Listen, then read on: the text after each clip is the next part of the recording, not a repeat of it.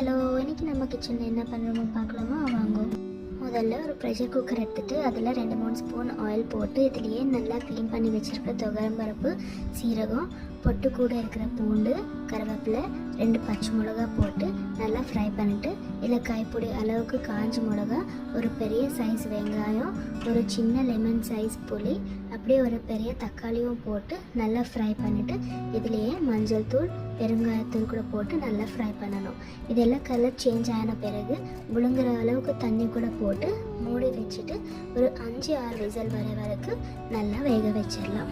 இப்போது ஒரு சட்டி எடுத்துட்டு அதுலேயே கல்லுப்பு போட்டு நம்ம ஆல்ரெடி வேக வச்சிருக்கிற இந்த பருப்பு எல்லாம் போட்டு காஞ்ச மிளகாய் எல்லாம் நல்லா மேஷ் பண்ணுற அளவுக்கு நீட்டாக மேஷ் பண்ணிக்கணும்.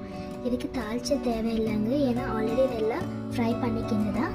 இப்போது நம்ம எவ்வளோ டேஸ்டியான வேக அனுப்பின பப்பு ரெடி.